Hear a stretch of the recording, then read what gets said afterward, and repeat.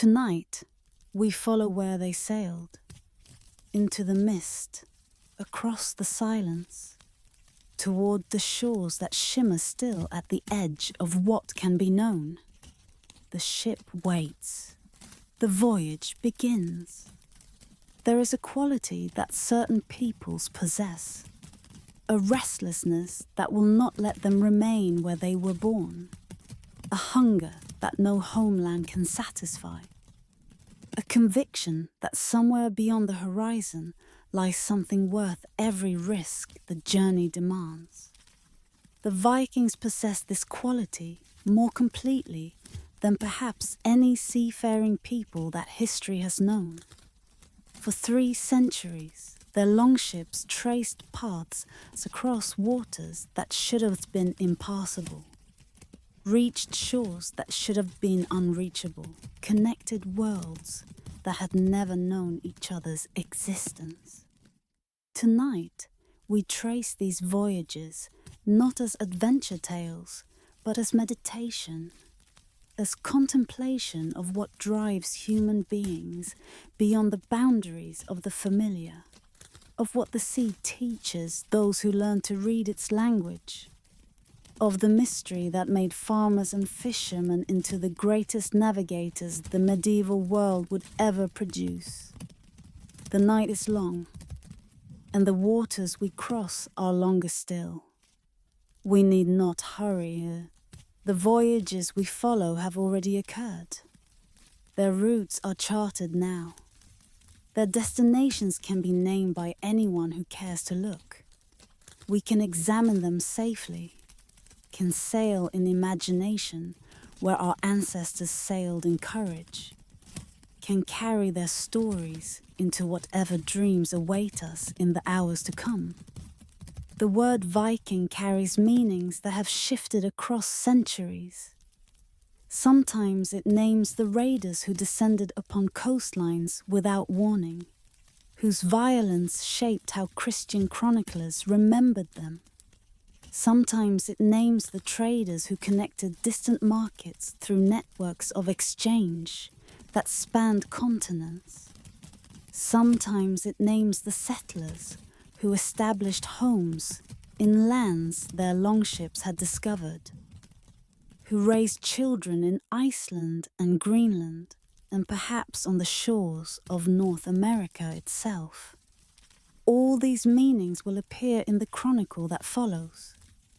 The Norse people were all of these things simultaneously, and perhaps more besides. We begin in Scandinavia itself, in the fjords and forests where the Viking age was born, where the long winters taught patience and the short summers demanded action, where the sea was not barrier but highway, where boats were built with skills passed down through generations, until the longship emerged as perhaps the most remarkable vessel the pre-modern world would create. The spiritual traditions of these peoples shaped how they understood their voyages, the gods who sailed beside them, the fate that awaited all travelers, the honor that demanded courage regardless of outcome. We trace the expansion in all directions, westward across the North Atlantic to Iceland and Greenland and the mysterious Vinland, eastward along the rivers of Russia to the markets of Constantinople and beyond, southward to the monasteries of Ireland and the coasts of Spain, into the Mediterranean and perhaps further still. We follow traders and raiders, settlers and mercenaries, men and women who left everything familiar to build lives in lands their grandparents could not have imagined. We witness what they found and what they built, the colonies that flourished and the colonies that vanished, the kingdoms that emerged from their settlements and the cultures that absorbed their presence, the traces they left in language and genetics and place names that persist to this day. we trace the slow transformation that ended the Viking Age, the coming of Christianity, the consolidation of royal power, the closing of the restlessness that had driven 3 centuries of expansion. This chronicle does not seek to celebrate or condemn, does not attempt to determine which voyages were justified and which were not. Such judgments require certainties that honest contemplation cannot provide. We seek instead to witness, to understand as fully as understanding permits, to sit with the complexity that makes the Viking story simultaneously heroic and tragic, inspiring and cautionary, a tale of achievement and a tale of loss. As sleep approaches, as the mind grows quiet and receptive, we offer these meditations on voyage and discovery as companions for the journey toward rest. The ships we trace are history now, are wooden vessels that have long since returned to the earth from which they were built. We can examine them safely, can learn from them what they have to teach, can carry their lessons into whatever dreams await us in the hours to come. The longships that once terrified coastlines ask nothing of us except attention. The men and women who sail them have been silent for 1,000 years. Yet their voyages still speak to anyone willing to listen. The story they tell is not simple. It's not reducible to lessons easily summarized. It's not amenable to the certainties that comfortable sleep might prefer. But perhaps that complexity is itself the lesson. Perhaps the courage that crossed uncrossable oceans teaches something about what human beings can accomplish when they refuse to accept that limits are final. Perhaps the silence that eventually claimed every Viking voyage teaches something about what endures and what fades, about what we remember and why. Let the night deepen. Let the silence settle. Let the ancient voices speak across the vast distances that separate us from them. The voyages of the Vikings await. Let us enter their mist and starlight. In the fjords where mist clings to the water like memory clings to dreams. Before sails were raised or oars were lifted, there existed a silence. The silence of a people who watched the horizon and believed something waited beyond the edge of what eyes could see. It is in this silence that we begin, not with conquest or discovery, but with the stillness that precedes all journeys. The breath held before the first step into the unknown. The Scandinavian landscape itself seems designed to create wanderers. The fjords that cut deep into the coastline, the mountains that separate valley from valley, the winters that last longer than summers, all these taught the Norse people that survival required movement, that isolation meant death, that the sea which seemed to trap them was in truth their liberation. From the earliest times, they built boats to cross what they could not walk around, to connect what geography had divided, to transform the water that surrounded them from barrier into highway. No one remembers when the first Norwegian put to sea. No chronicle preserves the moment when someone first realized that the currents and winds followed patterns that could be learned, that the stars wheeled overhead in paths that could guide a vessel through darkness. But the knowledge accumulated, generation after generation, until the Norse possessed understanding of the sea that no other European people could match.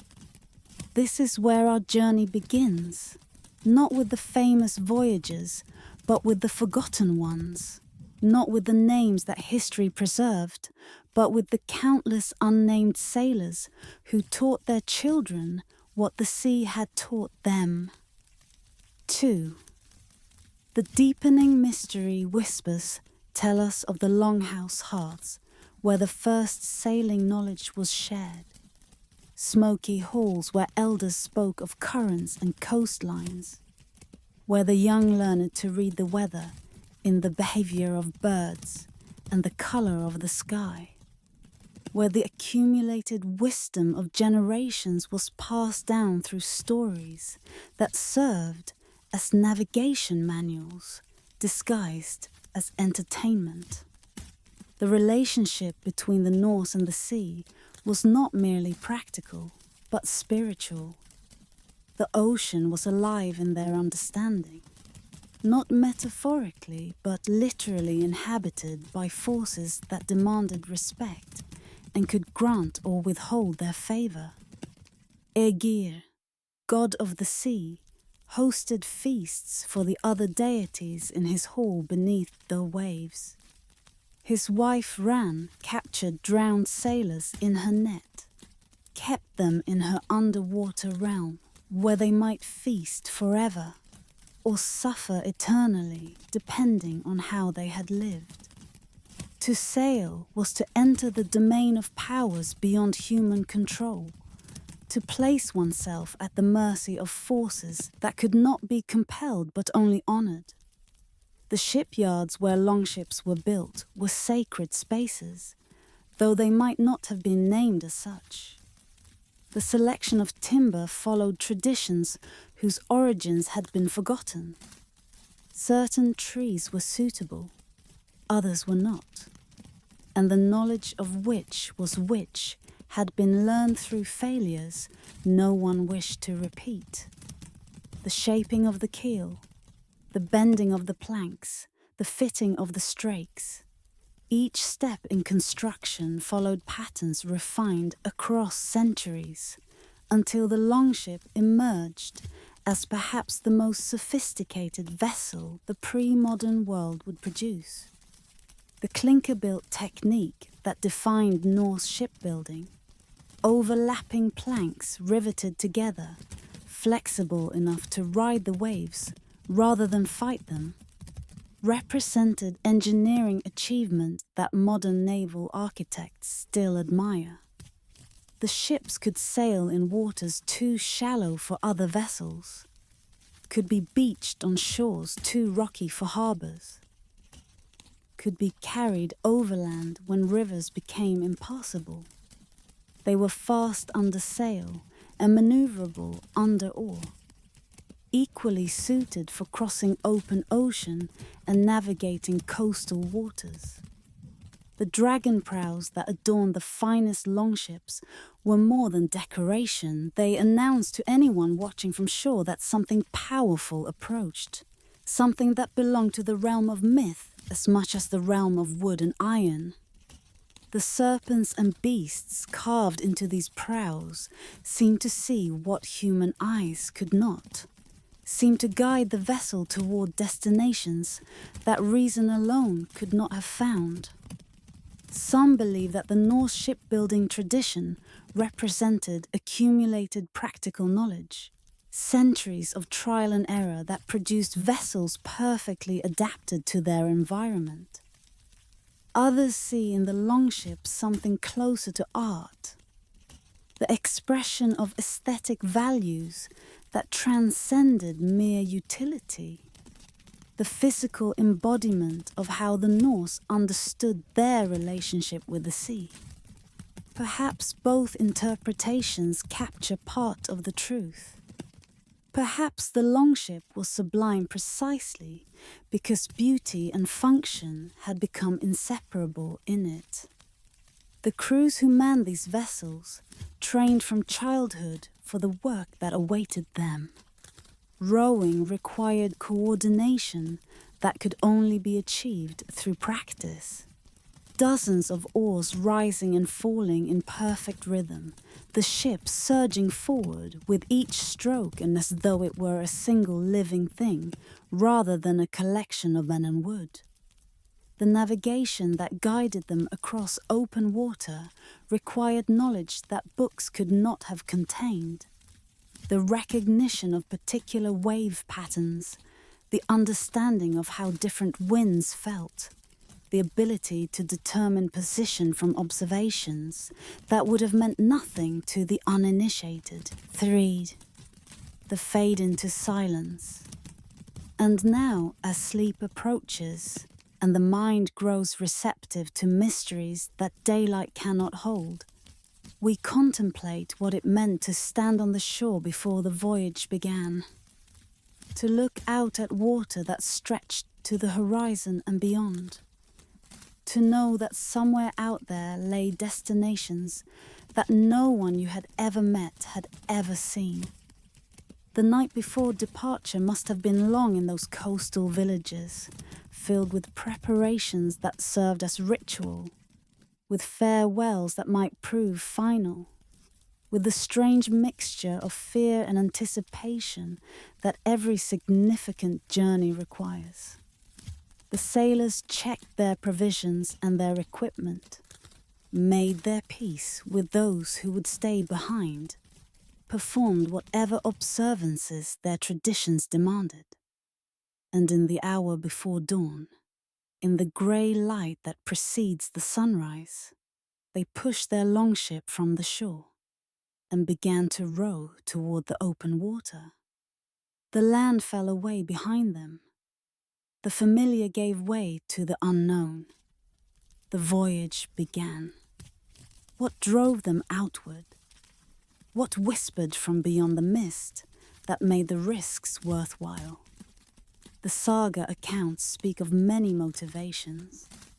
The search for wealth, the pressure of population, the exile of those who had made themselves unwelcome at home, the simple human desire to see what lay beyond the next horizon. Perhaps all of these operated simultaneously. Perhaps different voyages had different causes. Perhaps some set sail for reasons that even they could not have fully explained, drawn by something in their nature that would not let them rest while there was still water to cross. The breath before the sail unfurled held everything, every hope, every fear, every possibility that the voyage might fulfill. In that moment, the outcome was still uncertain. The destination was still merely imagined. The sea was still merely invitation. Let the silence settle now over the fjords where the first longships were built, over the beaches where they were launched, over the waters where they first learned to fly. The Vikings who would sail from these shores to the edges of the known world and beyond were shaped by everything that came before them, by the landscape and the climate, by the traditions and the beliefs, by the accumulated knowledge of countless generations who had learned what the sea would teach. The sail unfurls, the wind catches, and somewhere in the northern mist, a voyage begins that will carry wooden ships across oceans that should have been uncrossable, to shores that should have been unreachable, into history that still speaks 1,000 years after the last longship beached upon the sand, scattered across Scandinavia, standing in fields where grass now grows over forgotten ceremonies. The runestones wait, monuments carved with messages that blur the line between record and ritual, between history and magic. These stones were raised when the Viking age was at its height, when the voyages we trace tonight were not memory, but present reality, when the names carved into granite belonged to men whose ships were still crossing distant waters. It is said that the runes themselves were gifts from Odin, that the All-Father had hung upon Yggdrasil, the world tree, for 9 days and 9 nights, pierced by his own spear, sacrificing himself to himself in order to gain the wisdom that the runes contained. Whether this myth preserves historical memory of how the runic alphabet was developed, or represents later mythologizing of existing tradition, we cannot say with certainty. What we can say is that the Norse believed their writing system carried power beyond mere communication. That to carve runes was to work with forces that transcended ordinary understanding.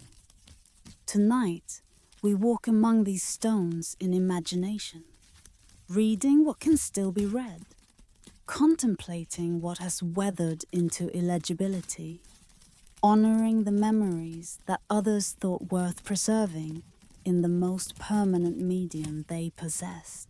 2. The deepening mystery whispers tell us of the hundreds of runestones that still stand across Sweden, Norway, Denmark, and beyond.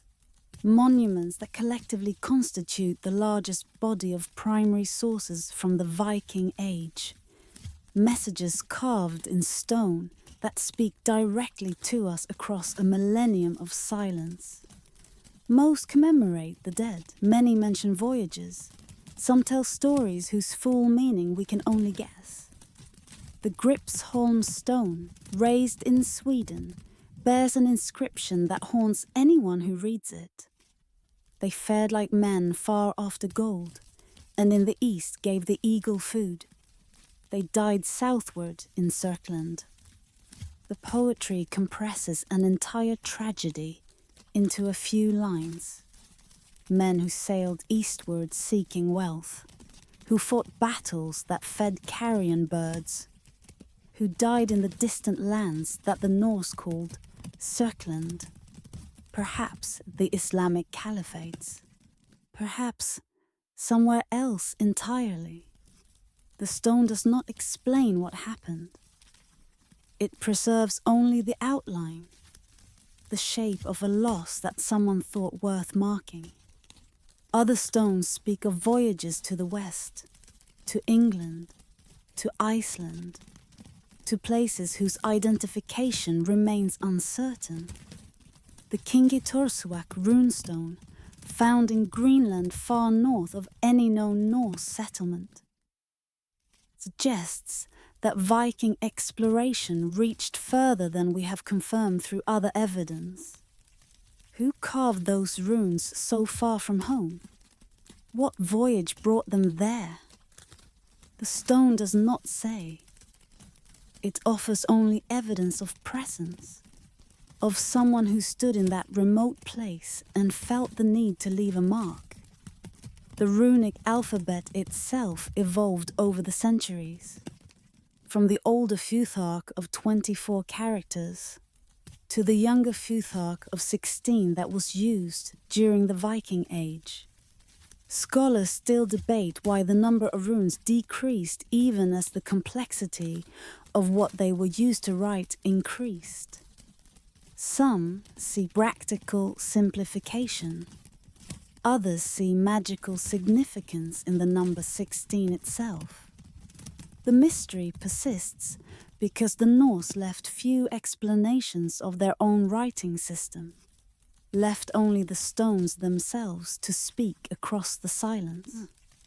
The runestones were not merely memorials, but statements of status and connection. To raise a stone required resources, the labor to quarry and transport it, the skill to carve it, the wealth to commission the work. The families who raised these monuments were announcing their significance, honoring their dead while also claiming their place in the community of those wealthy and powerful enough to make such gestures. The stones served the living as much as they honored the dead. Some stones tell of women who commissioned them, who raised monuments to fathers and husbands and sons who had not returned from their voyages. These women speak to us in their own voices, their names preserved alongside the names of those they mourned. Gunvor, Thririk's daughter made this bridge for the soul of her daughter Astrid. She was the most skillful maiden in Heideland.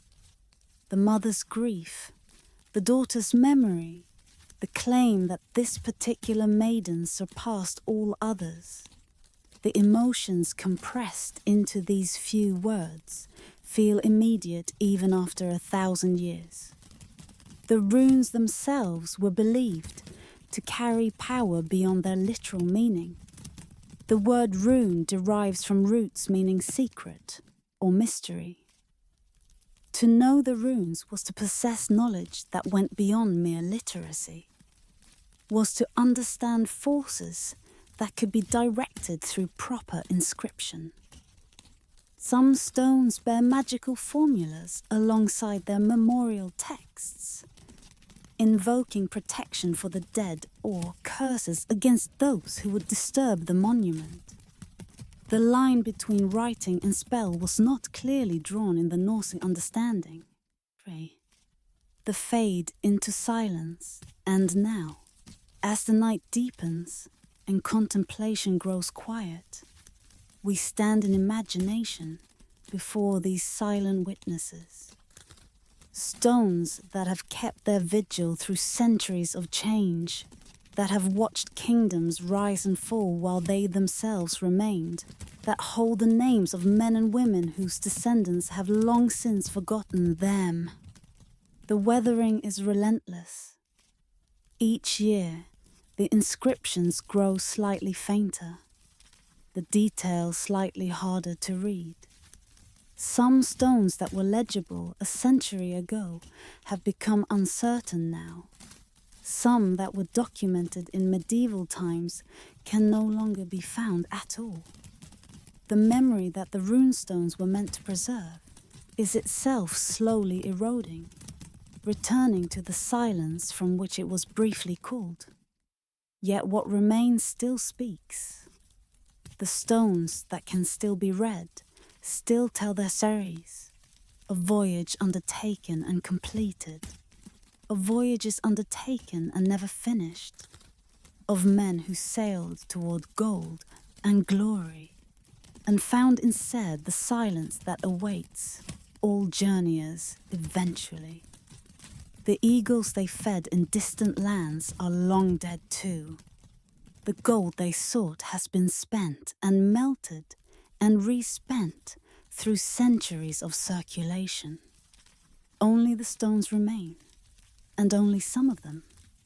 Let the silence settle now over the fields where the runestones stand, over the words that the runes still form, over the memories that someone thought worth carving into granite. The Vikings who are commemorated on these stones lived lives as complex and uncertain as our own. They set out on voyages whose outcomes they could not know. They hoped for success and sometimes found it. They feared failure and sometimes met it. They were human in ways that their mythology might obscure, but their monuments reveal. The stones remember what the stones were told to remember. They do not explain what they commemorate. They do not judge the lives they preserve. They simply wait, as they have waited for 1,000 years, for someone to come and read what was written, to speak the names that were carved, to honor the memories that someone once thought should not be forgotten. The runes wait in their rows, their meanings half hidden by time and weather. The stars that once guided the voyages they commemorate still wheel overhead, following patterns that have not changed since the last runestone was raised. And somewhere in the silence between what was written and what can still be read, the voices of the Viking age speak still, softly, fragmentarily, but not yet entirely faded into the darkness that eventually claims all human memory. Before the Vikings trusted their lives to the open ocean, They learned to read what could not be written, the language of currents and clouds, of bird flight and whale movement, of subtle changes in wave pattern that announced the presence of land beyond the horizon. This was a knowledge that existed only in minds and traditions, passed from navigator to navigator through voyages that served as education, lost when the last person who held it failed to pass it on. It is said that the greatest Norse navigators could sense land before they could see it, could feel in the motion of the ship or the behavior of the sea that something had changed, that the endless water had given way to something else. This was not magic, though it might have seemed magical to those who did not possess it. It was attention refined to an art, perception trained through years of observation, intuition grounded in experience too deep for conscious analysis. Tonight, we trace these invisible pathways, the currents within the sea that carried Viking ships across distances that should have been impossible, the knowledge that made the North Atlantic a highway rather than a barrier. 2. The deepening mystery whispers tell us of the techniques that Norse navigators used to find their way across open water. Methods reconstructed from saga accounts and practical experiments, from hints preserved in later sailing manuals, and from the logic of what must have been necessary to accomplish what we know was accomplished. The sun compass may have been the most remarkable of these tools, a device that could determine direction even when the sun was not directly visible, that used the shadows cast by a central pin to establish orientation relative to the path the sun traced across the sky. The sagas speak of a sunstone that could locate the sun's position even through clouds, and modern experiments have confirmed that certain crystals, particularly Icelandic spar, can indeed polarize light in ways that reveal the sun's location when the sky is overcast. Whether the Vikings actually used such stones remains uncertain, but the principle is sound, and something allowed them to navigate in conditions that should have made navigation impossible. The latitude sailing technique allowed Vikings to cross the North Atlantic along consistent parallel lines. A navigator who knew the latitude of his destination could sail north or south until he reached that latitude, determined by the height of the sun at noon or the position of the North Star at night, and then simply sail east or west until land appeared. This technique did not require precise determination of longitude, which would not be possible for centuries. It required only the patience to follow a line until something was found. The reading of wave patterns revealed what direct observation could not. Land disturbs the regular rhythm of ocean swells, creating reflected waves that travel outward from coastlines invisible beyond the horizon. A navigator sensitive to these disturbances could detect land while it was still a day's sail away, could adjust course toward what could be sensed but not yet seen. The skill required years to develop, could not be taught from books, existed only in the bodies of those who had spent their lives upon the water. Birds served as guides in the final approaches to land. The Norse carried ravens aboard their ships, not merely as companions, but as navigation tools. Released when land was suspected but not yet sighted, ravens would fly toward the nearest shore if it was within their range, would circle and return to the ship, if only ocean surrounded them.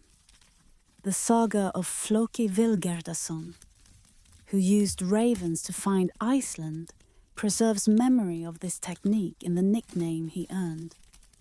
Raven Floki, the man who let birds lead him to land. The color of the water, the presence of particular species of fish or whale, the appearance of floating vegetation, the behavior of clouds above unseen islands. All these provided information to navigators trained to read them. The ocean was a text written in a language that took lifetimes to learn, that could not be translated into any medium more permanent than human memory, that was therefore as fragile as the lives that carried it. Some believe that the Norse navigational tradition represented the highest achievement of pre-instrumental seafaring, that no other people had developed comparable abilities to cross open ocean without the tools that later centuries would provide. Others caution against romanticizing what was surely a dangerous and uncertain process. Note that many ships were lost, that many voyages ended in tragedy rather than triumph. Both perspectives capture part of the truth. The achievements were remarkable. The costs were real. 3. The fade into silence. And now, as contemplation grows quiet, we find ourselves in the fog that so often shrouded the North Atlantic. The grey blankness that hid both danger and destination, that tested the navigator's faith in knowledge that could not be directly verified. The courage required to sail into such conditions exceeds what modern sensibilities can easily comprehend. We who navigate by GPS, who can know our position to within meters anywhere on the planet, can barely imagine what it meant to sail for days without seeing sun or stars. Trusting techniques passed down through generations, believing that the current knew the way, even when every visible sign suggested only emptiness. Yet they sailed. They crossed the Denmark Strait and the Norwegian Sea. They reached Iceland when Iceland was only rumor. They pushed on to Greenland when Greenland was only guess. They may have reached the shores of North America when North America was not even imagined. The currents that knew no maps carried them because they had learned to read what the currents wrote. The knowledge began to fade when the conditions that had produced it changed. The coming of Christianity altered how the Norse understood their relationship with the sea. The consolidation of kingdoms reduced the need for individual navigation skills. The eventual development of the magnetic compass made traditional techniques seem primitive, unnecessary, not worth the effort of transmission. By the time anyone thought to record what the old navigators had known, most of them were dead, and their knowledge had died with them. Let the silence settle now over the waters where Viking ships once sailed, over the currents that carried them toward destinations they could not see, over the lost knowledge that made such voyages possible. We cannot fully reconstruct what the Norse navigators knew. We can only recognize that they knew something, that their knowledge worked, that the achievements their knowledge enabled remain remarkable, even when judged by the standards of ages that possess tools the Vikings never imagined. The current still flows through the North Atlantic, still follows patterns that have not changed since the last longship rode its motion toward an unseen shore. The knowledge that could read those patterns has faded into silence, But the current itself remembers nothing and forgets nothing, continues as it has always continued, waiting for anyone willing to learn again what was once learned and then lost. In the year that Christian chronicles recorded as 793, longships appeared off the coast of Lindisfarne, a holy island where monks had prayed in peace for generations, where the boundaries between earthly and divine seemed thin, where illuminated manuscripts preserved wisdom that their creators believed eternal. What arrived from the sea that summer morning was not merely raiders seeking plunder, but an announcement that the world had changed, that isolation was no longer possible, that the silence of sacred spaces could be shattered by those who did not recognize their sanctity. It is said that the monks of Lindisfarne had received no warning of what approached, that the longships appeared with a suddenness that seemed supernatural, that the violence that followed was as incomprehensible as it was inescapable. The Anglo-Saxon Chronicle recorded the horror. In this year, fierce, foreboding omens came over the land of the Northumbrians, and the wretched people shook. There were excessive whirlwinds, lightning, and fiery dragons were seen flying in the sky.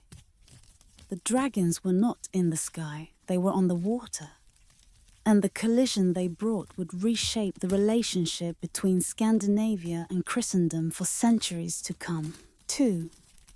The deepening mystery whispers tell us of Lindisfarne before the raid, a monastery founded in 635 by the Irish monk Aidan, a centre of learning and spirituality that had helped convert the kingdom of Northumbria to Christianity, a place whose holiness was recognized throughout the Christian world.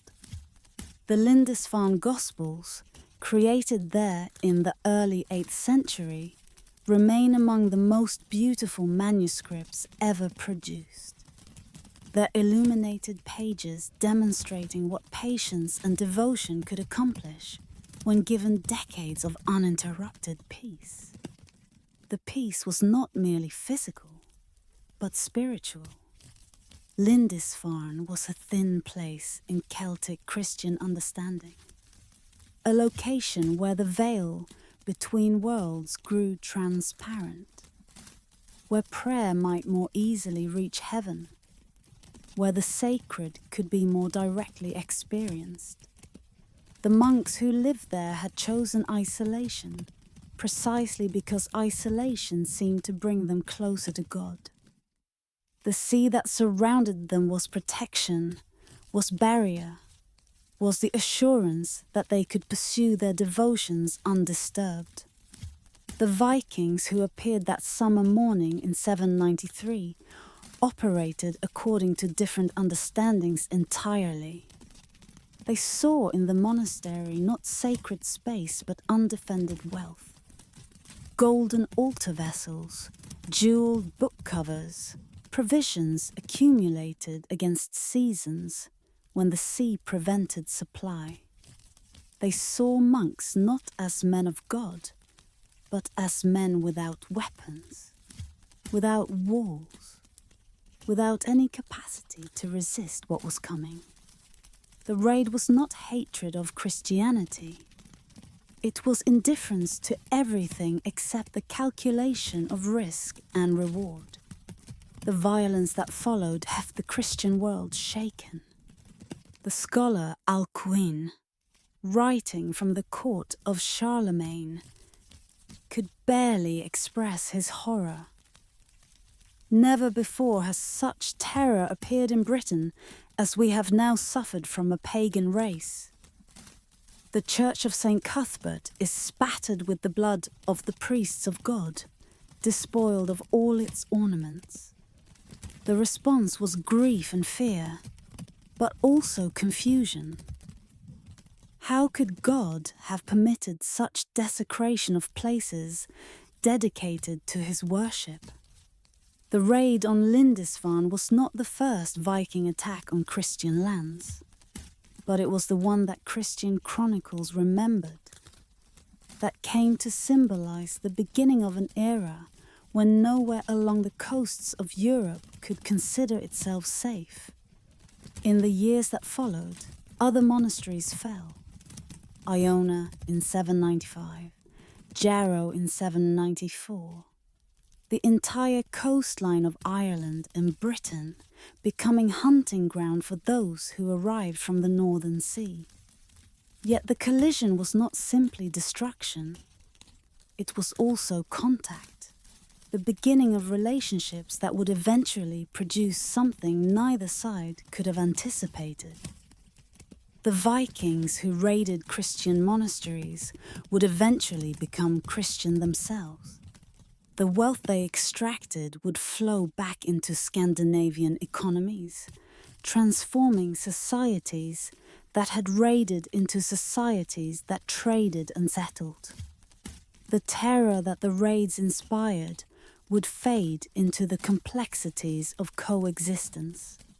Some believe that the Viking raids represented a response to the expanding pressure of Carolingian Christianity, that the forced conversion of the Saxons and the threat of similar campaigns against Scandinavia provoked a backlash that targeted the religion's most visible symbols. Others see in the raids simply the opportunism of a society that had developed ships capable of reaching places that had previously been safe, that took what it could take because it could take it. Perhaps both interpretations capture part of the truth. Perhaps the raiders themselves would have given different explanations if anyone had thought to ask them. 3. The fade into silence. And now, as the night deepens, we contemplate what was lost and what emerged from the collision. The manuscripts that burned, the lives that ended, the peace that could not be restored, and the eventual transformations that no one standing on Lindisfarne in 793 could have imagined.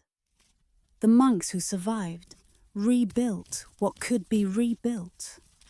The community continued for another century before the continuing raids made remaining impossible, before the monks departed carrying the body of Saint Cuthbert and what treasures they had saved, wandering for years before finding a new home at Durham.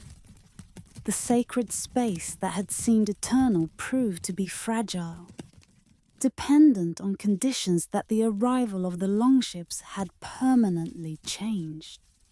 But Lindisfarne itself became sacred in a different way, became the symbol of an age, the marker of a beginning, the place where the Viking world and the Christian world first touched in violence that would eventually, across centuries, produce something neither world could have predicted.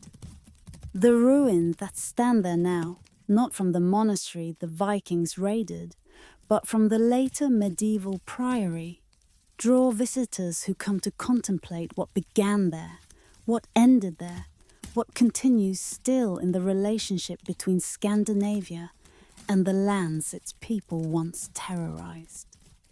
Let the silence settle now over the tidal island where the first great raid occurred, over the sands that the sea still covers twice daily, over the centuries of change that have transformed both the attackers and the attacked into peoples who can barely remember why their ancestors were enemies. The collision that began at Lindisfarne has long since concluded. The worlds that touched there have merged in ways that neither would have recognized. The shore waits in the North Sea grey, as it has waited since before the monks arrived, since before the longships came, since before anyone thought to call it sacred or to desecrate what others held sacred.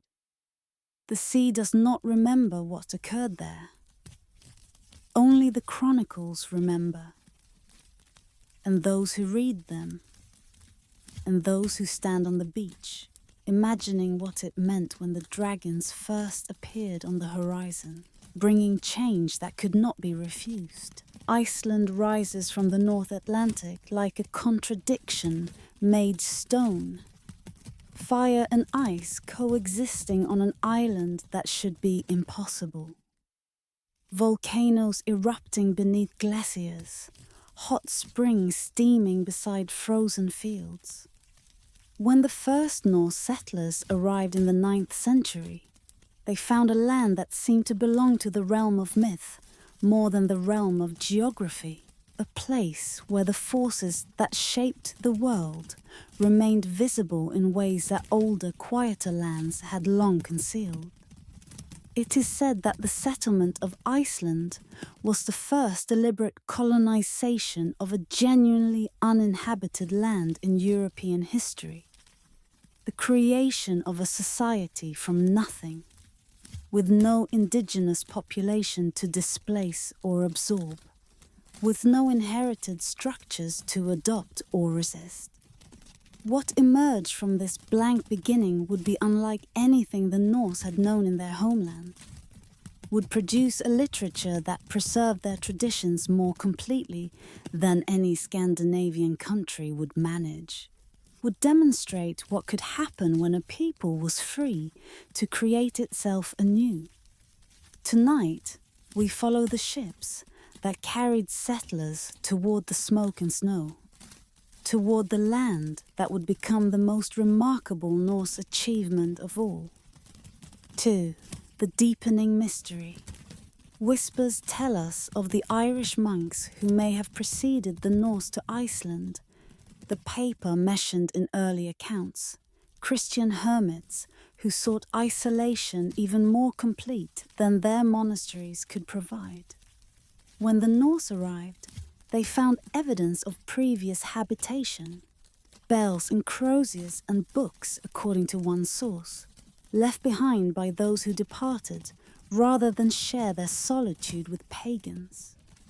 Whether these monks truly existed, whether they survived their return voyage across the North Atlantic, whether they simply vanished into the silence they had sought, the sources do not say. Iceland's history begins, for practical purposes, with the Norse. The settlement period lasted approximately 60 years, from roughly 870 to 930, as thousands of migrants from Norway and the Norse colonies in Britain and Ireland established farms across the habitable portions of the island. They came for various reasons, some seeking opportunity, some fleeing the consolidating power of Harald Fairhair in Norway, some simply continuing the westward movement that had already carried their families from Scandinavia to the islands of the North Atlantic. They came with their families, their livestock, their household goods, their slaves, and their traditions. The land they found was challenging, but not impossible. The lowland areas provided grazing for sheep and cattle. The rivers teemed with fish. Driftwood accumulated on the beaches, supplementing the limited native forests. The climate was milder then than it would later become. The medieval warm period making agriculture possible in areas that would eventually be abandoned as the cold deepened. The settlers could survive, even prosper, if they were careful and fortunate. What they built from this foundation remains remarkable.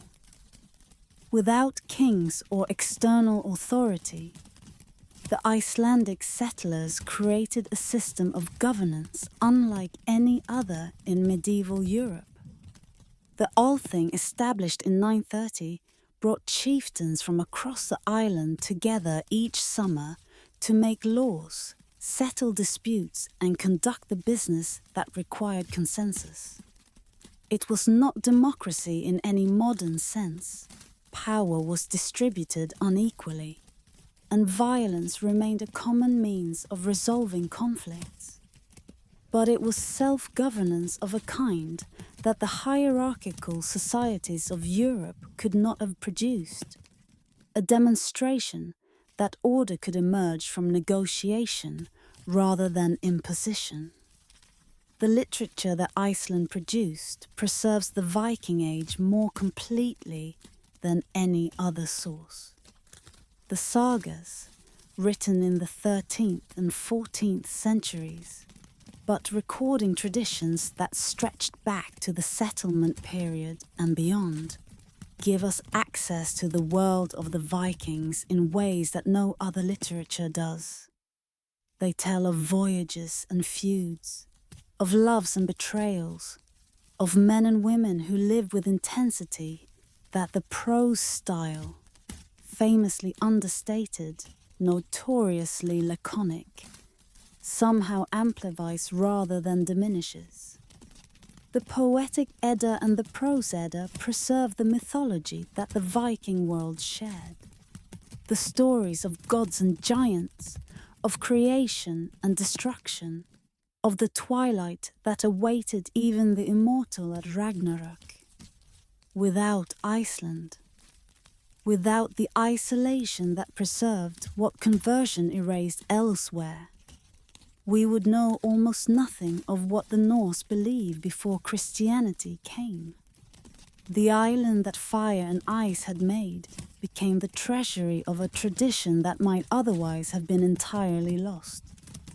Some believe that Iceland's isolation was precisely what allowed these achievements. That distance from European conflicts and European pressures gave space for cultural developments that would have been impossible in more connected locations.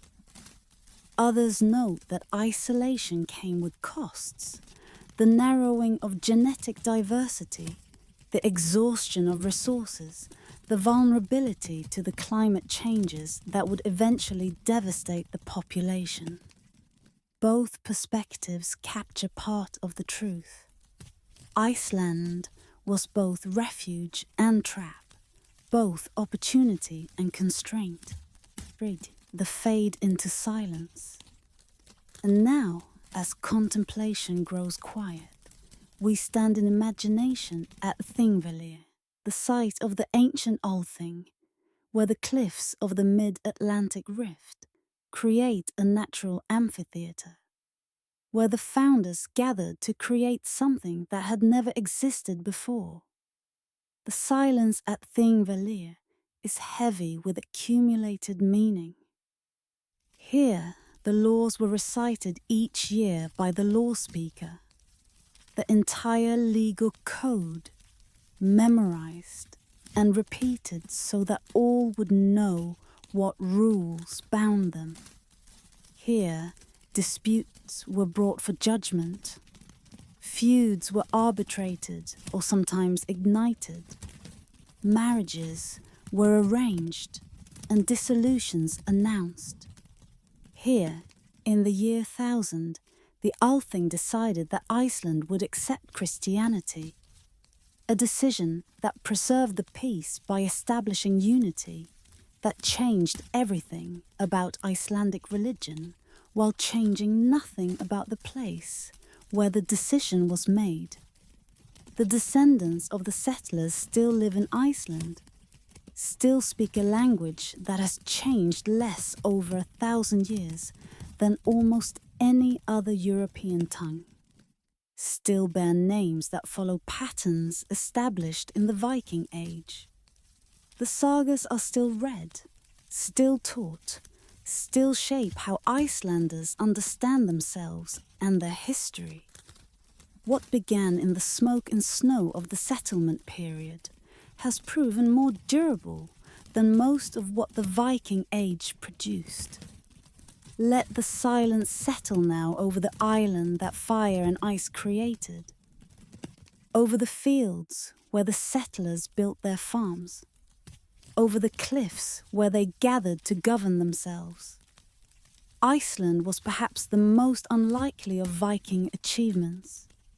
Not a raid, not a conquest, but a creation, the construction of a society from the ground up, in a land that offered only what human determination could extract from it. The gates of fire and ice stand open still, as they stood for the first settlers who approached them 11 centuries ago. What lies beyond them now is not wilderness, but nation. Not possibility, but achievement. Not silence, but the accumulated voices of generations who made a home where no home had existed before. The gate remains, but what waits beyond it has been transformed by those who passed through. Beyond Iceland, beyond the last outpost of what could reasonably be called habitable, Greenland rises from the North Atlantic. Mountains of ice above shores that are green only by generous interpretation. A land that Eric the Red named with hope rather than accuracy, seeking to lure settlers to shores where survival itself would be a kind of miracle. It is said that Eric discovered Greenland while serving a sentence of exile, that he sailed west from Iceland because he could not sail anywhere else, that what he found was either salvation or merely postponement of the doom that his violent life had earned. The land he explored for 3 years before returning to recruit colonists was genuinely green in places during the brief summers, genuinely capable of supporting farms in the sheltered fjords of the southwestern coast. It was also, and more essentially, ice and stone and winter that lasted longer than the people who endured it could have imagined. Tonight, we follow the colonists Zingbutan, who sailed to the edge of the world, and contemplate the silence that eventually claimed them. To the deepening mystery, whispers tell us of the 2 settlements that Eric and his followers established. The Eastern Settlement and the Western Settlement. Communities that would persist for nearly 500 years, before vanishing into a mystery that historians still cannot fully resolve. At their height, the Norse Greenland colonies may have contained 5,000 people, supported by farms that raised cattle and sheep, by hunting that pursued seals and caribou and walrus, by trade connections that exchanged Arctic ivory for the European goods that survival required. The ivory was Greenland's greatest export. The tusks of walrus that Norse hunters pursued along the coast and on the ice floes offshore, that were shipped back to Europe to be carved into luxury goods that adorned churches and noble households. The trade was profitable enough to sustain the colonies for centuries, to maintain the ships that connected Greenland to Iceland and Norway, to keep the settlements viable even as the climate slowly shifted toward conditions that made viability increasingly difficult. The church came to Greenland, as it came everywhere the Norse settled. The ruins of churches still stand in the former settlement areas. Stone buildings that housed Christian worship at the edge of the known world, that represented the extension of European civilization to its maximum medieval extent. Bishops were appointed to Greenland, though few actually made the voyage to visit their diocese. The colonists were Christians, paid their tithes, recorded their transactions with churches that demanded their share of ivory and hides. The indigenous peoples, whom the Norse called Skrælings, the Thule ancestors of modern Inuit, lived to the north and gradually expanded southward as the climate changed. The interactions between Norse and Skrælings remain poorly understood. The sources suggest both trade and conflict, both cooperation and violence, with neither side leaving records that would allow us to understand the relationship in detail. What is clear is that the Thule were better adapted to Arctic conditions than the Norse, that their technology and hunting techniques allowed them to thrive in environments where European-style farming could not survive. The end came slowly, then suddenly. The Western settlement was abandoned sometime in the 14th century. The last visitors finding empty farms, livestock that had been eaten or had starved. No bodies to explain what had happened to the people who had lived there. The Eastern settlement persisted longer, maintained some contact with Europe into the 15th century, then fell silent. The last written record of Norse Greenland is a letter from 1408 describing a wedding that took place in a church that would soon stand empty. Some believe the colonists died of starvation, of disease, of the cold that intensified as the Little Ice Age deepened. Others believe they departed, sailed back to Iceland or merged with the Thule, abandoned what could no longer sustain them. Still others suggest violence, that conflict with the Skrælings or with pirates ended what climate and isolation had weakened. The truth is that we do not know. The silence that settled over Norse Greenland has never been broken. The farms were abandoned, the churches were empty, and 500 years of human presence faded into the archaeological record. 3. The fade into silence. And now, as the night deepens, we contemplate the ruins that still stand in Greenland's former settlement areas. Stone foundations that mark where farmhouses rose. Churches whose walls still define the sacred spaces they once enclosed. Cemeteries where the colonists buried their dead and were eventually buried themselves. The excavations have revealed much, but explained little. We know what the colonists ate.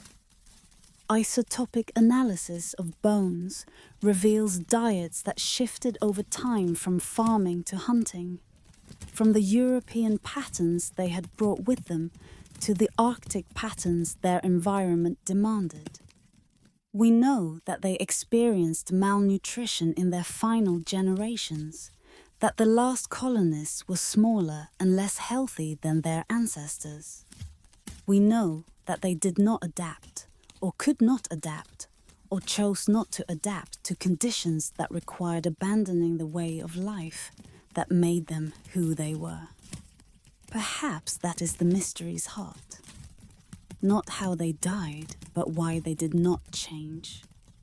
The Norse Greenlanders could have adopted Thule technologies, could have learned to hunt seals as the Inuit hunted them, could have survived by becoming something other than what they had been. They did not. They remained Norse until the end, farming in places that could not support farms, building churches in places where there would soon be no one to pray in them, maintaining an identity that their environment would not sustain. Let the silence settle now over the fjords, where the last Norse Greenlanders lived and died.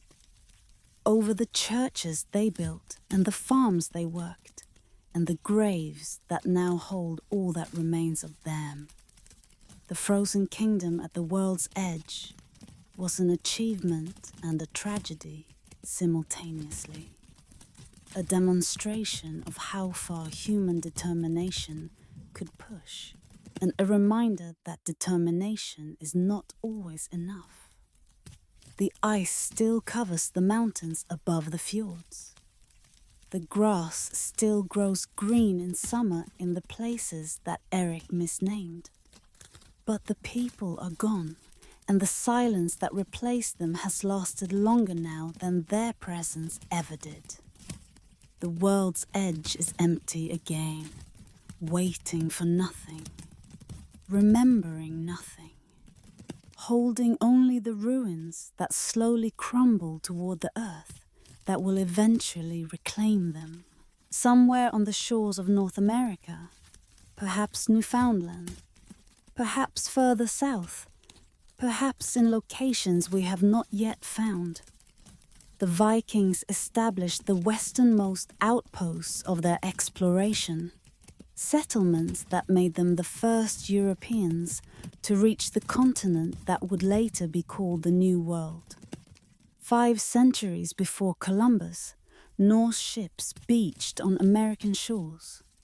Norse feet walked on American soil. Norse eyes saw landscapes that no European would see again until the great age of exploration resumed what the Vikings had begun and abandoned. It is said that Leif Erikson discovered Vinland almost by accident, that he was sailing from Norway to Greenland when storms drove him off course, that the land he found was not what he sought, but something entirely unexpected. The sagas that preserve these stories were written centuries after the events they describe, filtered through generations of retelling, shaped by the needs and assumptions of their medieval authors. Yet something happened that the sagas remember. Something real lies behind the legends, however distorted by time. Tonight, we follow the ships that crossed the North Atlantic to shores that would not be crossed again for 500 years, and contemplate what might have been. Tidhu, Thor's deepening mystery whispers tell us of the sagas that preserve the Vinland voyages, the saga of the Greenlanders, and the saga of Eric the Red. Accounts that overlap and contradict, that agree on essentials while differing on details, that together provide our primary sources for what may have been the most remarkable achievement of Viking exploration. Leif Erikson's voyage established the pattern. He found lands that he named Helluland, perhaps Baffin Island, Markland, perhaps Labrador, and Vinland, perhaps Newfoundland or somewhere further south, names that described what he saw there, flat stone forest and wild grapes or berries that the Norse word for wine could encompass. He wintered in Vinland, built temporary structures, explored the surrounding region, then returned to Greenland with news of what he had discovered. The voyages that followed attempted to turn discovery into settlement. Thorfinn Karlsefni led the most ambitious expedition. Perhaps 160 people, according to one account, with livestock and the intention of establishing a permanent colony. They stayed for 3 years, perhaps, trading and fighting with the indigenous people they encountered, giving birth to the first European child born in North America. Then they departed, abandoning what they had built, returning to Greenland and eventually to Iceland, carrying stories that would not be verified for another 1,000 years. Lands or meadows, on the northern tip of Newfoundland, provides the archaeological confirmation that the sagas demanded. The site, discovered in 1960, contains the remains of Norse buildings, longhouses and workshops constructed in the style of Norse Greenland, with artifacts that include a bronze cloak pin of unmistakably Scandinavian design. The site was occupied briefly, perhaps for only a few years, then abandoned. It may have been a base camp for further exploration rather than an attempted permanent settlement. It may have been the Vinland of the sagas or only one outpost among several. The mystery of why the Norse did not stay has no single answer. The sagas emphasize conflict with the indigenous people, the Skrælings whose numbers and hostility made settlement impossible.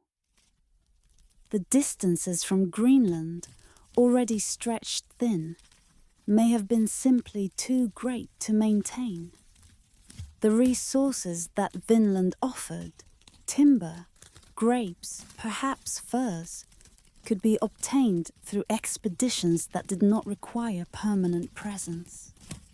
The Norse chose not to stay, or could not stay, or found that staying was not worth what staying would have cost. Some believe that other Norse sites await discovery, that the brief presence at Lens or Meadows cannot represent the full extent of Norse exploration, that somewhere along the American coast lie traces of voyages the sagas did not record, or recorded in ways we have not yet recognized. The search continues, each promising site examined and usually found wanting, the hope persisting that the story is not yet complete. Perhaps the hope is justified. Perhaps we have found all that there is to find. The uncertainty itself is part of the mystery. 3. The fade into silence. And now, as contemplation grows quiet, we stand in imagination at Lens or Meadows, at the reconstructed longhouse that shows visitors what Norse settlers built 1,000 years ago, at the shoreline where Norse ships must have been pulled up on the beach, at the edge of a continent that would not be reached again by Europeans until Columbus landed in the Caribbean half a millennium later. The silence at Lens or Meadows is the silence of abandonment, of promise unfulfilled, of what might have been and was not.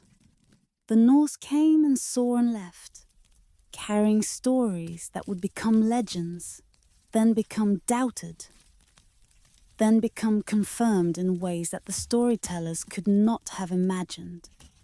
The gate that opened onto Vinland closed behind them, and for 500 years, the land they had found remained unknown to Europe. What if they had stayed? What if the settlements had succeeded, had grown, had maintained the connection between Europe and America through the centuries when that connection was lost? The counterfactual cannot be answered, can only be contemplated. The alternative history that almost was, the different world that almost emerged from different choices. The Norse did not stay. The gate closed. The silence fell. Let the silence settle now over the shores of Newfoundland, over the ruins that waited 1,000 years to be rediscovered, over the mystery that has been partially solved but will never be entirely explained. The Vikings reached America and then retreated from it, accomplished what no other Europeans would accomplish for centuries, and then abandoned what they had accomplished. The gate stands open still, in memory if not in fact, the western horizon that beckoned the most daring of the Norse, that offered everything and yielded nothing permanent, that closed for 5 centuries before opening again to different ships, carrying different people toward a different future. Vinland waits in the mist of history, half seen, half imagined, the furthest reach of the Viking Age and its most tantalizing enigma. While some Vikings sailed west toward unknown lands, others turned east, following rivers through the vast forests of what is now Russia, establishing trade routes that connected Scandinavia to the markets of Constantinople and the courts of the Islamic world. These were not the Vikings of popular imagination, not raiders descending upon coastal monasteries. These were merchants and mercenaries, traders and travelers, men who carried furs and amber southward and returned with silver and silk. It is said that the rivers of the East were highways as surely as the open ocean, that the Dnieper and the Volga, the Neva and the Don could carry a longship from the Baltic to the Black Sea and beyond, could open routes that overland travel would have made impossible. The Vikings who travelled these routes, the Varangians as they came to be called, would shape the history of lands that today bear names they gave and preserve traditions they established. Tonight, we follow the currents that flowed toward the golden domes of Constantinople, toward the city the Vikings called Miklagard, the great city, the center of a world that Scandinavians could barely comprehend. 2. The deepening mystery whispers tell us of the portages, the places where the rivers became impassable, where waterfalls or rapids required that ships be unloaded and dragged overland to the next navigable stretch. These were dangerous places, where travelers were vulnerable to attack, where the cargo that made the journey worthwhile was exposed to those who would take it without trading. Yet the Vikings made these passages year after year, accepting the risks because the rewards justified them. The route from the Baltic to the Black Sea followed the Dnieper through lands inhabited by Slavic peoples who would eventually become the Rus, a name that may derive from the Finnish word for the Swedes, that would eventually give its name to Russia itself. The relationship between the Scandinavian newcomers and the Slavic inhabitants was complex, sometimes trading, sometimes raiding, sometimes merging in ways that created something neither purely Norse nor purely Slavic. The primary chronicle, written in the 12th century, preserves a legend of origin that captures this complexity. According to the chronicle, the Slavic tribes, weary of fighting among themselves, invited the Varangians to come and rule over them. Our land is great and rich, but there is no order in it. Come and reign and rule over us. Whether this invitation was historical or legendary, whether the Varangians came as conquerors or as invited guests, the result was the same. Scandinavian dynasties ruling Slavic populations, Norse traditions blending with local customs, trade networks extending from the Baltic to the courts of the Byzantine emperors.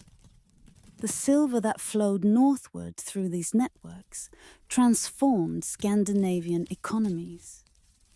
Arabic dirhams, minted in the caliphates, have been found in Scandinavian graves by the thousands. Evidence of trade that connected the Viking world to the Islamic world through intermediaries and direct exchange. The furs that European forests produced were luxury goods in the Mediterranean, worth their weight in silver to merchants who could transport them safely across the distances involved. The trade in slaves was part of this network, a part that discomforts modern contemplation but cannot be honestly omitted.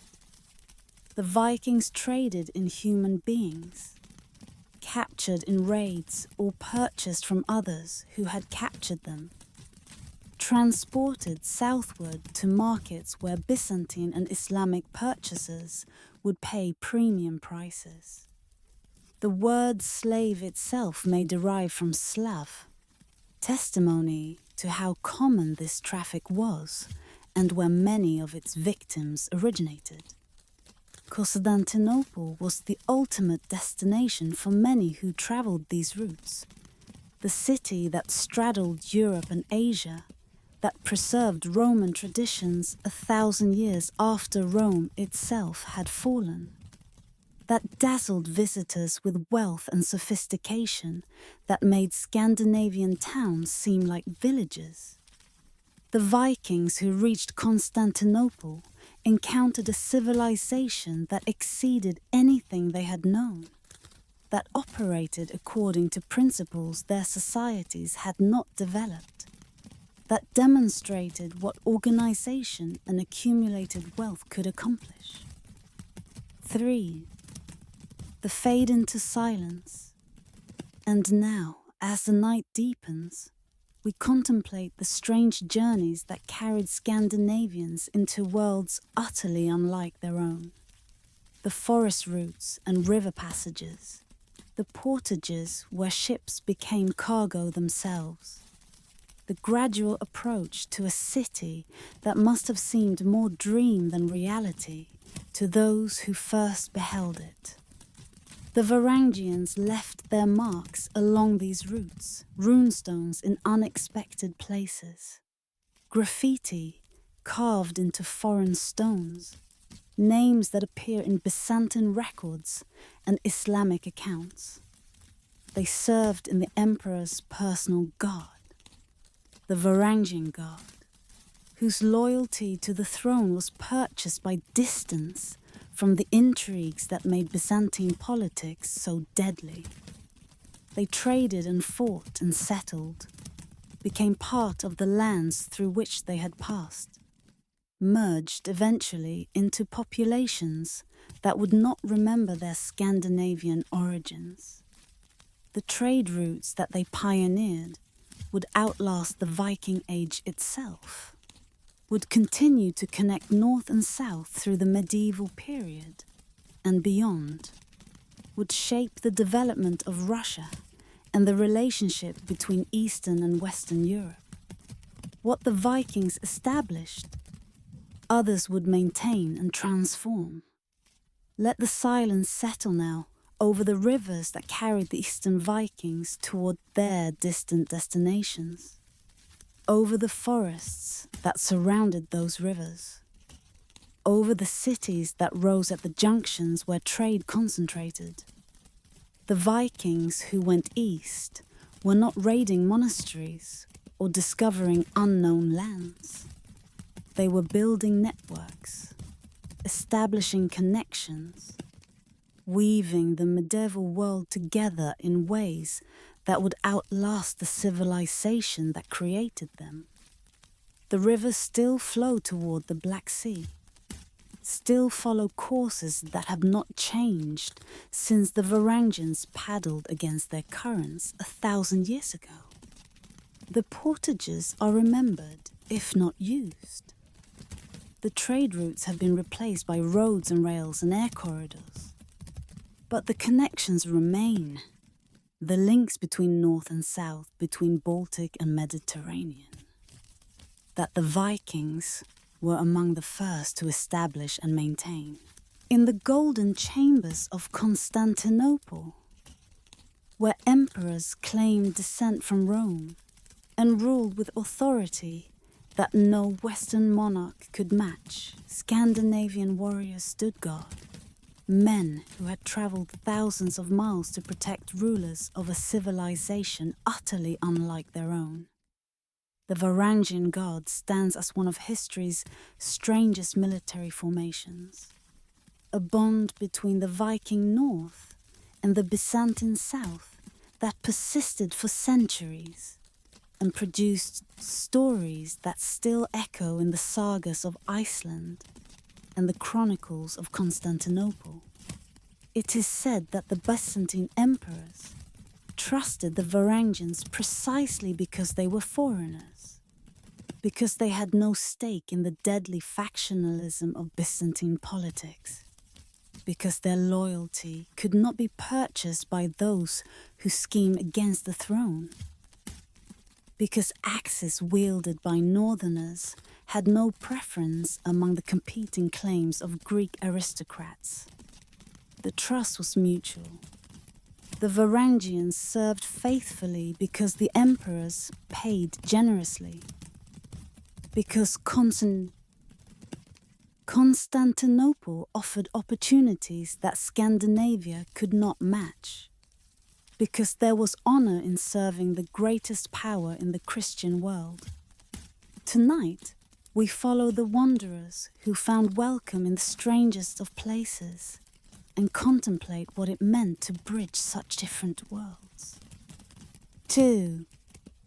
The deepening mystery whispers tell us of the individual Varangians whose names have been preserved, men who appear in both Norse sagas and Byzantine chronicles, whose careers spanned worlds that should have had nothing in common. Harald Hardrada is the most famous, the Norwegian prince who fled his homeland after the Battle of Stiklestad, who served in the Varangian Guard for nearly a decade, who fought in Sicily and Bulgaria and Jerusalem before returning to claim Norway's throne and die at Stamford Bridge in 1066, in the battle that immediately preceded William the Conqueror's landing.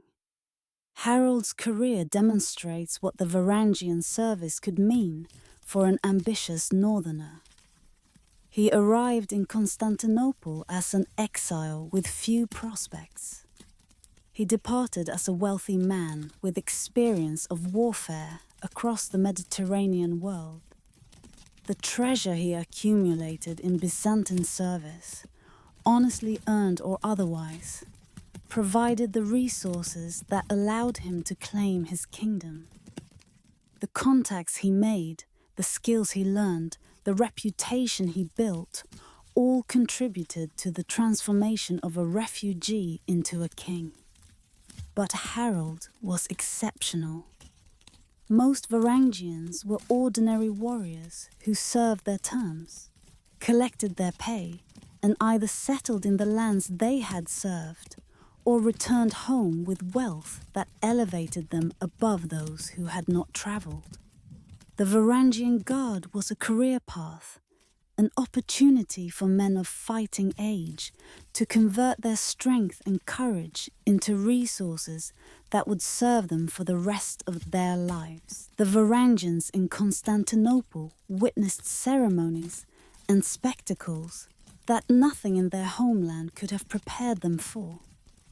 The Byzantine court operated with ritual complexity, designed to overawe observers, to demonstrate through elaborate choreography the power and majesty of the emperor. The Scandinavians, who stood guard during these ceremonies, must have found them strange beyond imagining. The incense and the chanting, the processions and the prostrations, the visible wealth and the invisible intrigues that surrounded the throne they protected. Some Varangians left traces of their presence that still survive. In the gallery of Hagia Sophia, the greatest church in Christendom, runic graffiti has been found carved into the marble. Names and fragments that Norse warriors scratched during idle hours, messages to themselves or to anyone who might read them, Halfdan carved these runes. The banality of the inscription makes it somehow more moving. A bored soldier marking his presence in a place that must have seemed impossibly magnificent, leaving traces that outlasted him by 1,000 years. The relationship between the Varangians and the empire they served was not merely mercenary. Many Varangians converted to Orthodox Christianity, adopted Byzantine customs, married local women, settled permanently in the lands that had welcomed them. The distinction between Scandinavian and Byzantine blurred over time, as it always blurs when different peoples live together long enough. The Varangians became part of what they had come to serve. 3. The fade into silence. And now, as contemplation grows quiet, we stand in imagination in the barracks where the Varangian gods slept. Spaces that must have echoed with the Norse conversations in a city where Norse was heard nowhere else. Where warriors from the north maintained their language and their customs while serving a crown that represented everything foreign. The god persisted for centuries, outlasted many of the emperors it protected, survived the transformations that slowly weakened Byzantine power, until the Fourth Crusade shattered Constantinople in 1204. What happened to the Varangians after the sack is unclear. Some may have continued to serve, others may have departed, the institution fading as the empire that had created it faded. By the final fall of Constantinople in 1453, the Varangian Guard was a memory, a tradition that the shrinking empire could no longer support. Let the silence settle now over the ruins of the palaces where the Varangians once stood guard, over the churches where they worshipped and the barracks where they lived, over the city that welcomed them from the edge of the known world. The bond between North and South was strange but real, was mutually beneficial in ways that both sides recognized, was testimony to how far the Viking reach extended, and how much the Vikings were willing to transform themselves to pursue the opportunities that travel opened. The throne that welcomed the wanderers has been empty for 5 centuries now. The chambers where the Varangians guarded sleep are ruins or museums. But the memory persists. In the sagas that record the adventures of those who served, in the chronicles that note their presence, in the graffiti that still marks where bored warriors waited for something to happen. The wanderers found welcome, served faithfully, and departed, leaving only traces that time has nearly erased. The Vikings did not voyage alone. In every ship that crossed the northern seas, in every settlement that rose on distant shores, in every battle and every trade and every birth and death, the gods were present, watching, participating, shaping outcomes according to designs that humans could sense but never fully comprehend. The spiritual world of the Norse was not separate from the physical world but woven through it, present in thunder and wave, in the runes that could be carved and the fates that could not be escaped. It is said that Odin himself wandered the worlds in disguise, appearing to travelers in forms that only revealed themselves after he had passed. The All-Father had sacrificed himself for wisdom, had given an eye for knowledge, had hung upon the world tree to gain the runes, and those who voyaged under his protection carried his restlessness, his hunger for what lay beyond the next horizon, his willingness to risk everything for the chance to learn what risking might reveal. Tonight, we trace the sacred dimension of Viking travel, the beliefs that shaped how the Norse understood their journeys and their destinies. 2. The deepening mystery. Whispers tell us of the gods who populated the Norse cosmos, Odin the Wanderer and Thor the Protector, Freyja who received half the battle dead, and Freya who blessed fertility and peace. The gods were not distant powers to be worshipped from afar, Sinners, but present forces whose influence could be sought and whose favour might be earned. The relationship between human and divine was reciprocal. The gods needed worship as humans needed blessing, and the exchange of sacrifice for protection formed the basis of religious practice. Thor was especially important for those who travelled by sea. The thunder god who wielded Mjolnir, who fought the forces of chaos, who protected both Asgard and Midgard from the threats that surrounded them. Thor was the patron of farmers and fishermen and sailors, the god whose hammer appeared on amulets that voyagers carried for protection. The storms that threatened ships were Thor's storms. The safe passages that followed were Thor's gifts. To sail was to place oneself under his power and hope that power would be exercised benevolently. The concept of fate, Weird in Old English, Urlök in Old Norse, shaped how Vikings understood risk and courage. Fate was not entirely fixed. It could be influenced by action and choice, but it was also not entirely free. Certain outcomes were determined by forces beyond human control. The task of a worthy person was to face fate with courage, to meet what came with dignity, to deserve good fate by living in ways that the gods would honor. The courage that voyages required was not foolhardiness, but recognition that fate would unfold regardless, that one might as well face it boldly. The ship burials that archaeologists have uncovered reveal how important vessels were to Norse conceptions of the afterlife. The dead were equipped for voyages beyond human knowledge, buried with ships that would carry them, with provisions that would sustain them, with weapons that would protect them, with goods that would demonstrate their status in whatever realm they entered.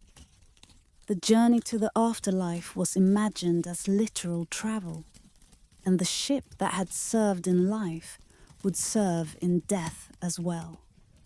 The Oseberg ship Burial, discovered in Norway in 1904, contained the remains of two women buried with a vessel of extraordinary beauty, a ship whose carved decoration suggests royal status, whose contents included sledges and carts and beds and tapestries and all the equipment that life beyond death might require. The women's identities remain uncertain, but their burial reveals what the Norse believed about death, that it was not ending but transition, not cessation but continuation in realms that the living could not directly perceive. The conversion to Christianity transformed these beliefs without entirely erasing them. The old gods did not vanish overnight.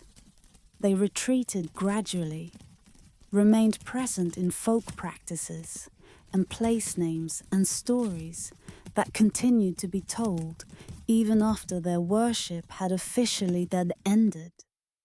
The hammer amulets that travellers had worn were shaped to resemble crosses, and the transition suggests how smoothly the old protections were replaced by new ones. The gesture of seeking supernatural aid, persisting even as the power's address changed. The fade into silence. And now, as the night deepens, we contemplate the twilight of the gods. Not Ragnarok, the mythological ending, but the historical fading, the slow diminishment that conversion brought to beliefs that had shaped Scandinavian culture for centuries. The last pagan temple in Scandinavia was destroyed in the 11th century, perhaps later. The last open worship of the old gods occurred at dates we cannot precisely determine. What remained afterward was not worship, but memory. Stories preserved in Iceland, practices that continued in folk tradition, names that commemorated what was no longer actively believed. The gods did not die. They faded, became literature rather than religion, became heritage rather than faith. Yet something persists even now of what the Vikings believed. The names of days carry the old gods' names. Wednesday for Odin, Thursday for Thor, Friday for Frigg or Freyj. The stories that the Edda preserve continue to fascinate, continue to inspire new interpretations and adaptations, continue to speak to something in human nature that the Christian transformation did not satisfy. The gods who sailed beside the Vikings have become cultural figures rather than religious ones, but they remain present in ways that other abandoned pantheons do not. Let the silence settle now over the temples that no longer stand, over the sacred groves that have become ordinary forests, over the memory of beliefs that shaped a people's understanding of their place in a cosmos alive with powers. The gods who sailed beside the Vikings are silent now, worshipped by only a handful who have chosen to revive what centuries abandoned. The silence holds what the silence has always held, the presence of what cannot be seen, the influence of what cannot be measured, the mystery that all religious traditions address and none entirely explains. The gods who sailed beside the Vikings may have been projections of human need, or they may have been something more. The Vikings believed they were real. The Vikings sailed with confidence that came partly from that belief, and the voyages succeeded, for reasons that faith would attribute to divine favor and reason would attribute to skill and fortune and courage. The Viking Age was not only a male story. Behind every longship that sailed toward distant horizons stood women who made the sailing possible, who managed the farms that voyagers left behind, who raised the children who would become the next generation of sailors, who preserved the traditions that gave the voyages meaning. And among the voyagers themselves, the sources preserved glimpses of women who did not wait but sailed, who travelled as far as any man, who left traces in the historical record that complicate simple narratives of gender in Norse society. It is said that certain women were buried with weapons, that their graves contained swords and axes and the equipment of warriors, that the assumption that warriors were always male has been challenged by evidence that will not conform to expectation. Whether these women fought in battle, whether the weapons were symbolic of status rather than function, whether the saga's shield maidens have historical basis or represent literary fantasy, these questions remain open, answered differently by different scholars examining the same evidence.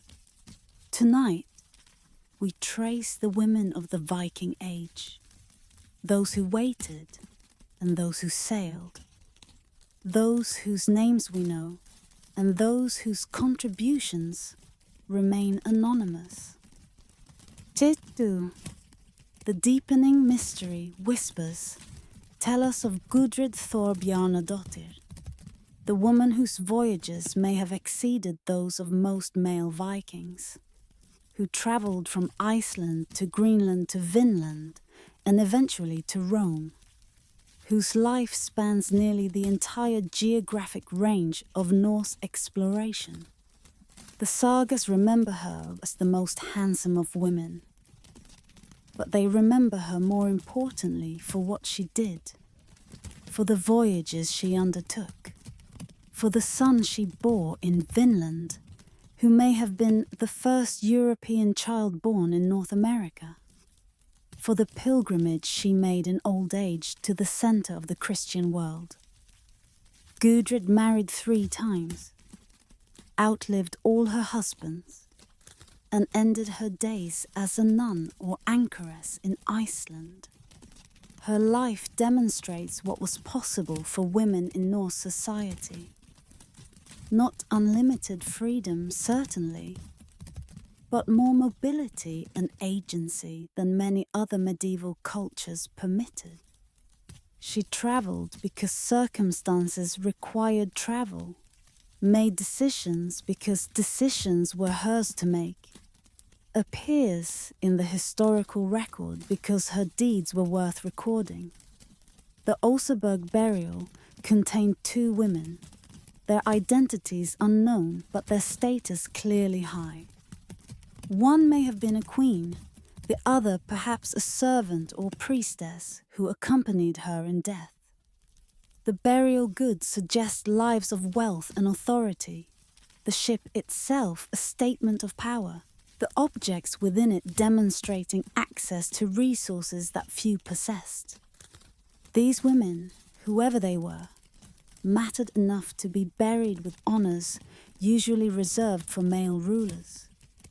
The sagas present women as active participants in their societies, not as equals to men, certainly, but not as passive objects either. They manage households, influence marriages, pursue feuds with determination that sometimes exceeds their male relatives, and occasionally take direct action that shapes the plot's direction. Figures like Hallgerd Longlegs in Njal's saga, or Gudrun in the Laxdæla saga, are fully realized characters whose choices drive narratives in which they might have been expected to be secondary. The textile production that women controlled was essential to the Viking economy. The sails that drove longships across oceans were woven by women, required enormous labor that has not been adequately recognized, represented technology as important in its way as the shipbuilding that receives more attention. A single sail might require the wool of thousands of sheep, spun and woven over years of patient work. The voyages that men undertook depended on labor that women performed. The runestones that commemorate voyages were sometimes raised by women, wives and mothers and daughters who marked the deaths of those who did not return, whose grief found expression in stone that has outlasted everything else. Gyrid raised this stone for Thorkel, her husband. He drowned in Holmer's Sound. His ship sank, only 3 escaped. The bare words preserve a loss that someone thought worth marking, a grief that someone thought worth expressing, a woman's decision that her dead should be remembered. 3. The fade into silence. And now, as contemplation grows quiet, we trace the silences that surround what we have described. The women whose names were not recorded, whose contributions were not commemorated, whose lives unfolded without leaving traces that we can now recover. For every Gudrid whose travels the sagas remember, there were thousands whose travels went unmentioned. For every woman buried with goods that reveal her status, there were countless others buried in ways that revealed nothing, or who received no burial at all. The historical record preserves fragments, and the fragments may not be representative of the whole. What we can say is that the Viking Age required women's participation to function, required their labor and their management, their reproduction and their preservation of traditions, their presence in the homes that voyagers left and the settlements that voyagers established. The journeys that men undertook were made possible by the stability that women maintained. The families that moved to Iceland and Greenland and beyond included women who had made the same choices, faced the same risks, accepted the same uncertainties about what they would find. Let the silence settle now over the farms where women waited for ships that sometimes did not return, over the looms where sails were woven, over the graves that hold the remains of women whose names we will never know. The Viking Age was their age too, though the sources that preserve it were written largely by men for purposes that did not prioritize women's experiences. The women who waited and the women who sailed deserve a silence that honors what we cannot recover. The lives that unfolded without documentation, the contributions that made the documented achievements possible, the half of the story that remains largely untold. In the silence, we acknowledge what we do not know, and we honor those whose silence was not their choice. All journeys end.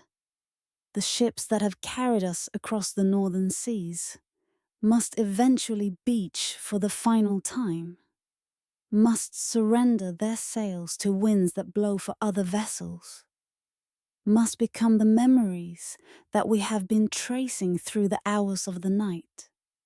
The Viking Age ended, as all ages end, not in a single moment, but gradually, through transformations that those who lived through them barely recognized as endings. It is said that the last Viking raid occurred in 1066, when Harald Hardrada landed in England seeking a crown and found instead his death at Stamford Bridge, when the age of Scandinavian expansion concluded in the same year that Norman conquest began a different transformation of English history. But the date is arbitrary, marks one endpoint among many possible endpoints, cannot capture the slow closing of an era that had opened 3 centuries before. Tonight, we contemplate the silence that settled over the longships, the ending of what had seemed endless, the transformation of raiders into subjects, of explorers into settlers, content with what their ancestors had found. The deepening mystery whispers tell us of the factors that ended the Viking Age.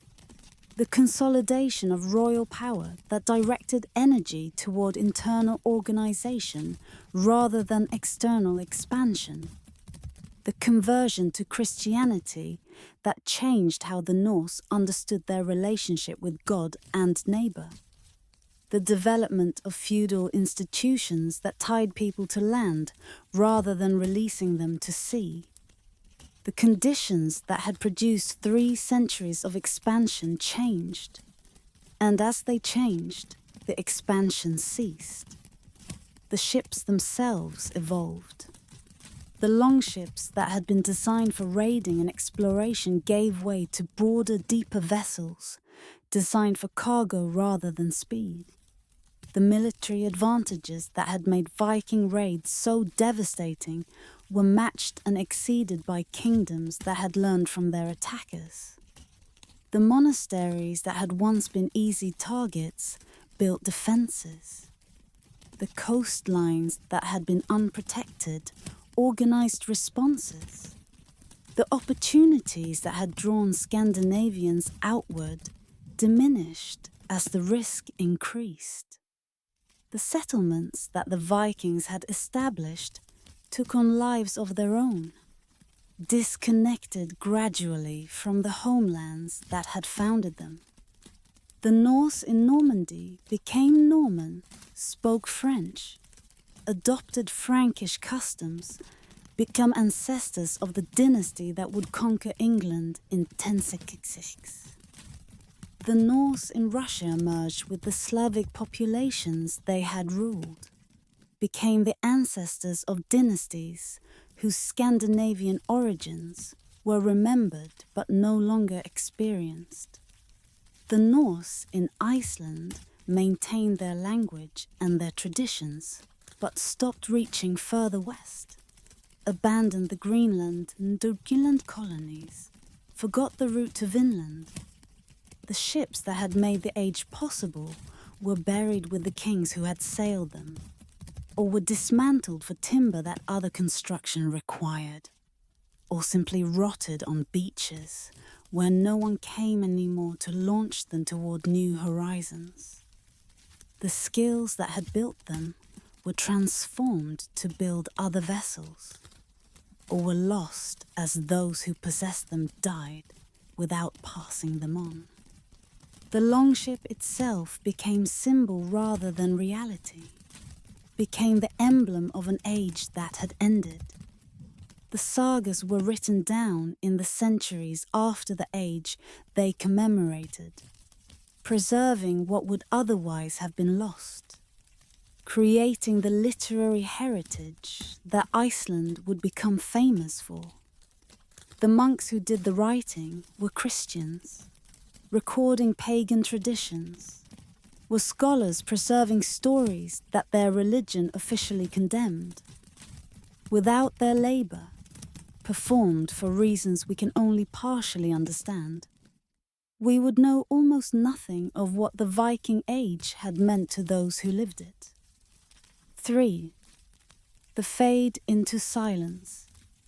And now, as the night reaches its deepest hour, we rest in the silence where the longships have come to rest, in the burial mounds and the museums, in the archaeological sites and the fragments that remain. The Oseberg ship and the Gokstad ship, excavated from Norwegian burial mounds, wait in climate-controlled halls in Oslo, preserved from the deterioration that would return them to the earth if they were exposed to open air. Visitors can walk around them, can see the lines that made them so remarkably capable, can imagine what it must have been like to sail in them across waters that most medieval Europeans believed uncrossable. The memory persists, even though the age has ended. The descendants of the Vikings live across the world now, carry genes that have travelled far from Scandinavia, bear surnames that sometimes preserve Or's origins, feel connections to an age that ended 1,000 years ago. The popular culture that celebrates Vikings, however inaccurately, demonstrates that something about the age continues to fascinate, continues to speak to needs that other historical periods do not satisfy. Let the silence settle now over the waters where the longships sailed, over the shores where they landed, over the burial mounds where they were finally laid to rest. The Viking Age has become history, has been examined and analysed and interpreted by generations of scholars, has been transformed from living experience to subject of study. Yet something persists that study cannot exhaust. The sense of possibility that the voyages embodied, the courage that the voyages required, the achievements that the voyages produced. The longships rest in their silence, but the restlessness that built them has not entirely faded. Somewhere in the human spirit, the hunger that drove the Vikings toward unknown horizons burns still. wait still for the conditions that might release it again. Conclusion. The chronicle closes as all chronicles must. Not with ending, but with recognition that endings are illusions. That the threads we have traced continue beyond any final word. That the Vikings persist in ways that our contemplation has perhaps begun to comprehend. We have sailed through 3 centuries of exploration, have followed the longships from the fjords of Scandinavia to the shores of North America and the courts of Constantinople. Each voyage seemed singular when it occurred, seemed to open possibilities that no one could have anticipated. Yet somehow, through all the voyages, patterns persisted. The ships were similar. The motivations rhymed. The courage required remained constant even as the destinations varied. The fire that burned in Norse hearts, the restlessness that would not let them remain where they were born, burns still in temples of memory, in the sagas that preserve their deeds, in the descendants who carry their genes without knowing what they carry. The imperial reach that Scandinavians achieved at the height of their expansion echoes still, in the expectation that the northern peoples matter, that their voice should be heard, that their history is part of the larger history of the human spirit. The silence that claim all human achievement eventually have not yet entirely claimed the Vikings. The runestones still stand in fields where they were raised 1,000 years ago.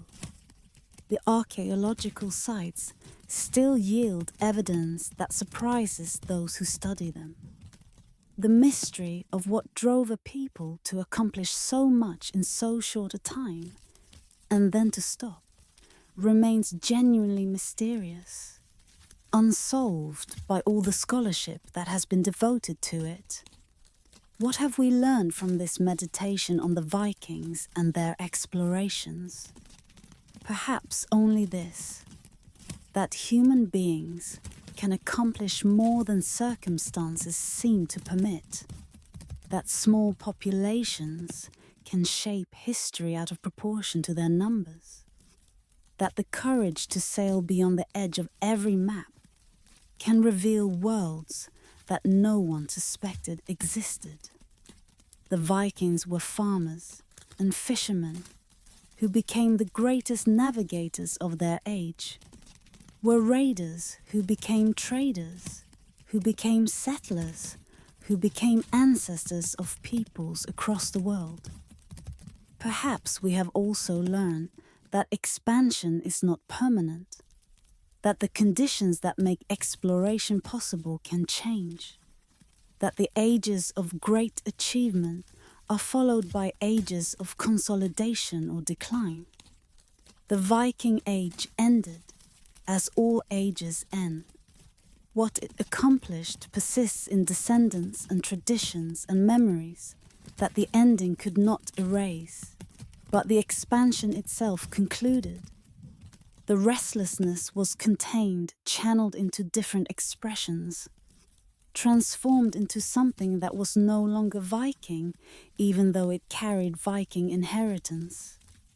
As sleep approaches, as the mind grows quiet, we release these contemplations to whatever processing the unconscious performs while waking thought rests. The voyages have been witnessed. The routes have been traced. The recognition of what the Vikings achieved and what they could not sustain has been approached as closely as such recognition permits.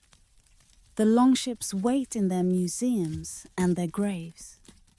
The stars that guided the navigators still wheel overhead, in pattern unchanged since the last ship was launched. The sea still moves against the shores where Vikings once beached their vessels. Indifferent to all human achievement and all human failure, waiting as it has always waited for anyone bold enough to trust it. Rest now. The chronicle is complete for tonight, though the story itself continues in everyone who carries Viking blood, Viking memory, Viking restlessness, in whatever form it now takes.